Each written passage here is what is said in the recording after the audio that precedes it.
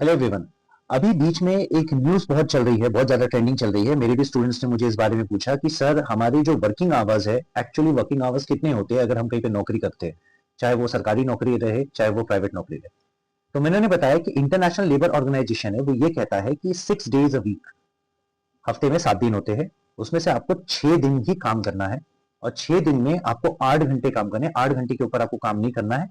Total मिला के आपका 48 घंटे का वर्क शेड्यूल बनता है, प्रोटोकॉल बनता है, जो कि 6 दिन का होता है।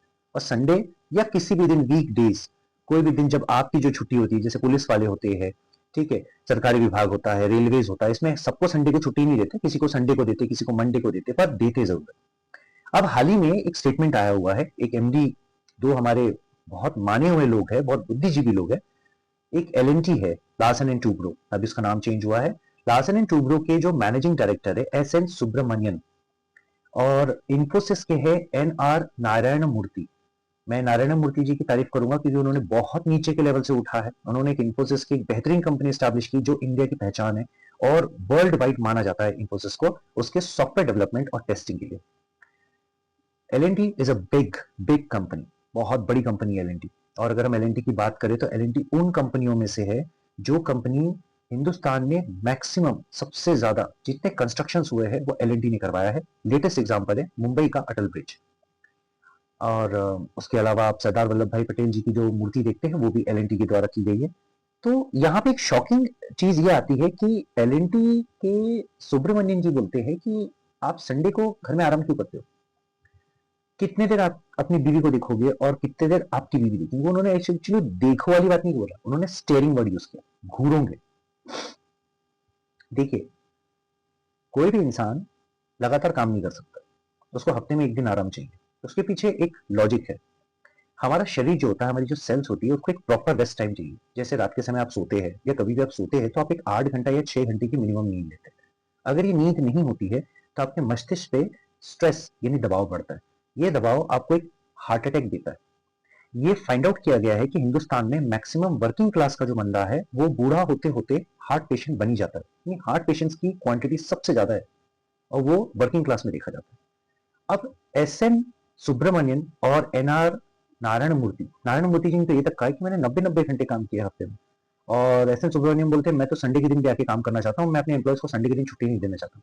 देखिए, मैं एन आर नारायण मूर्ति जी के बारे में तो कोई टिप्पणी नहीं करूंगा। देखिए, उन्होंने मेहनत भी की है उस समय, जिस समय देश को मेहनत की जरूरत थी आईटी सेक्टर को एस्टैब्लिश करने के लिए, तो उन्होंने इन्फोसिस में अपना जी जान लगा दिया। और आज वो फाउंडिंग मेंबर है, काफी इज्जतदार इंसान है। मैं उनके बारे में कोई टिप्पणी नहीं करूंगा, मगर ये एस एन सुब्रमण्यन जी जो है, मैं इनसे ये पूछूंगा, भैया अगर आपकी बीवी आपको नहीं निहारती है और आपकी बीवी आपको नहीं घूरती है तो उसमें आप पूरे देश को सजा नहीं दे सकते, पूरी कंपनी के एम्प्लॉयज को सजा नहीं देते कि आप आगे संडे के दिन काम करो। हम मानते हैं कुछ हस्बैंड अपनी वाइफ को घर में बर्दाश्त नहीं करते, वो वाकई निहारते नहीं है, वो घूरते हैं। और कुछ कामकाजी महिलाएं अपने पति को घर में बर्दाश्त नहीं करती, तो वो उनको निहारती नहीं, घूरती। तो अगर आपके घर वाले अगर आपको पसंद नहीं करते निहारना और घर में घूरते हैं, जो आपको अच्छा नहीं लगता, तो आप बेशक संडे के दिन आके काम कीजिए। 365 दिन काम कीजिए। आप एक काम कीजिए, अपना गद्दा लेकर आइए, अपने ऑफिस में नीचे बिछाइए, रात के समय वहीं सो जाइए। बाथरूम तो अटैच रहता है, सुबह 1 नंबर 2 नंबर कीजिए, वहीं पे नाश्ता कीजिए कैंटीन में, क्योंकि आप तो एमडी है, आपको तो फ्री में खाना रहेगा। आपको घर जाने की जरूरत क्या है? तो आप जैसे एमडी को तो सबसे पहले ये सोचना चाहिए आपने शादी क्यों की। शादी नहीं करना था, बच्चे पैदा नहीं करना था। अब कैसा है आपने शादी क्यों की, मैं बताता हूँ। आपके पास आया बहुत सारा पैसा, आपने बोला चलो यार गर्लफ्रेंड हो गई, बहुत बना लिए, अब एक परमानेंट गर्लफ्रेंड बनाते। आपने किया 7 फेरे, जैसे सैटेलाइट घूमता है ना अर्थ के आजू बाजू, वैसे अपने 7 फेरे किए। आपने हिंदू रीति रिवाज को भी क्वेश्चन किया है, इसको मैं आपको करेक्ट करता हूँ मेरी भाषा में।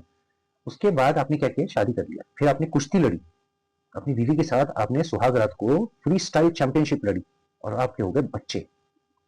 सुनने में बहुत खराब लग रहा होगा, बहुत सारे लोगों को मेरी लैंग्वेज खराब लग रही होगी कि एक टीचर ऐसी लैंग्वेज कैसे बोल सकता है। भाई अगर एक एमडी इतना समझदार, जो इतना बड़ा अर्थव्यवस्था में योगदान करने वाली एलएनटी कंपनी को चलाता है, अगर वो ये बातें, गंदी बातें बोल सकता है, तो फिर हम जैसे नॉर्मल टीचर्स और नॉर्मल इंसान को पूर्ण अधिकार है इनको जवाब देने का। कई बार मैंने कुछ वीडियोस बनाए जिसमें मेरे को बहुत सारे क्रिटिसिज्म मिले। मेरे खुद के कुछ दोस्त है वाइडना memorial high secondary school Rajnandgaon की, उन्होंने मुझे क्रिटिसाइज किया कि तुम स्वप्निल, तुम कॉर्पोरेट सेक्टर के बॉसेज, उनके पीछे तुम ऐसे हाथ धोके क्यों पड़े रहते हो। इसलिए पड़ा रहता हूँ, जो एस एन सुब्रमण्यन जी ने बोला है ना, इसलिए पड़ा रहता हूँ, क्योंकि मैं जो रीजन दे रहा हूं वो मैंने कई दिन पहले बोली थी, जिसके लिए मुझे क्रिटिसिज्म मिला था। तो ये बात मेरी प्रूफ होती है कि बॉसेस आपको एक्सप्लॉइट करते हैं, तो एसएन सुब्रमण्यम का कुछ नहीं जाना है। आप 5 लाख के पैकेज पे बैठो, 5 करोड़ के पैकेज पे बैठो, आप मर गए ना, एसएन सुब्रमण्यम जी का कुछ नहीं जाना है। वो आएंगे आपके घर में, या वो शायद ना भी आए, अपने असिस्टेंट को भेज दे, शोक व्यक्त करेंगे, आपको एक धनराशि दी जाएगी, टाटा गुड बाय किया जाएगा। सुब्रमण्यम साहब का एलएनटी बंद नहीं होने वाला आपके लिए। एलएनटी में आपके लिए कोई शोक दिवस नहीं मनेगा। एलएनटी नहीं, हर कॉर्पोरेट कंपनी के जो बॉसेज है ना, वो यही काम करते हैं। और ये जो इनके जो सीनियर्स होते हैं, जो एमडीज होते हैं ना, इनको प्रेरित करते हैं कि आपको 8 घंटे से ज्यादा 10 घंटे के काम करो। मैंने देखा है, इंश्योरेंस सेक्टर की मैं बात करता हूँ, इंश्योरेंस सेक्टर में 10 बजे का टाइम होता है। अब 10 बजे का टाइम तो कितना हो गया, 11, 12, 1, 2, 3, 4, 5, 6 बजे छुट्टी हो जानी चाहिए। 6 बजे के बाद बॉस आपको और 1 घंटा बैठाता है, आपसे रिपोर्ट मांगता है, रिपोर्ट मांगने के बाद फिर वो आपकी टीम मीटिंग लेता है। 10 घंटा आपको बैठा रहा है, दे रहा है आपको कितनी सैलरी, 48 घंटे काम करने के हफ्ते में। तो ये कहीं ना कहीं आपका एक्सप्लॉयटेशन है। मैं क्लियर बोलता हूं, कॉर्पोरेट सेक्टर की गलती नहीं है, गलती है इसमें गवर्नमेंट की। गवर्नमेंट को जब भी ऐसे लोग इस टाइप का स्टेटमेंट देते हैं ना, ऐसे लोगों को पब्लिक के हवाले कर देना चाहिए, जो कि अनसेटिस्फाइड उन्हीं की कंपनी में काम करने वाले एम्प्लॉय, उनके घर वालों के हाथ में पता दे देना चाहिए। फिर वो घर की जो लेडीज है, घर के जो बच्चे हैं ना, वो ये बताएंगे इनको कि एग्जैक्टली 48 घंटा और 90 घंटे में अंतर क्या होता है। हमारे देश में एक चीज देखी गई है, देखो हमारे देश में एक कल्चर है। मैं वेस्टर्न कंट्रीज की बात नहीं करूंगा, वहां तो ना हस्बैंड को मतलब है वाइफ से, ना वाइफ को मतलब है हस्बैंड से, ना बच्चों को मतलब है पेरेंट्स से, ना पेरेंट्स को मतलब है बच्चों से। हमारे यहाँ पे ना, हमारे जो बच्चे होते हैं वो एक्सपेक्ट करते हैं कि एक दिन पापा या एक दिन मम्मी दोनों हमारे साथ रहेंगे। हफ्ता भर तो काम करते हैं। मैंने कई लोगों को देखा, कई न्यूज चैनल्स को देखा हुआ, देखो हमेशा न्यूज चैनल 24 घंटा काम करता है। अब वो बाकी समय तो रिपीटेड न्यूज दिखाता है, मगर जिस समय वो 10-12 घंटे काम करता है ना, बड़ी चिल्लम चिल्ली रहती है, चाव चाव चाव चाव चाव चाव रहता है। और वहां पर ऐसा है ना कि अगर आप नहीं करेंगे तो आपका जो बॉस बैठा हुआ है ना, कंपनी का ओनर, जो आपकी न्यूज चैनल का, वो आपको चिल्लाता है। तो ऐसे कंडीशन में क्या हो रहा है, एक्सप्लॉयटेशन, स्ट्रेस। और ये स्ट्रेस क्या लीड करता है, हार्ट अटैक। हार्ट अटैक, किसी को पैरालिसिस, किसी को स्ट्रोक, ये सारी बीमारियां, बीपी, शुगर, डायबिटीज, ये जितनी है ना, ये सब स्ट्रेस है।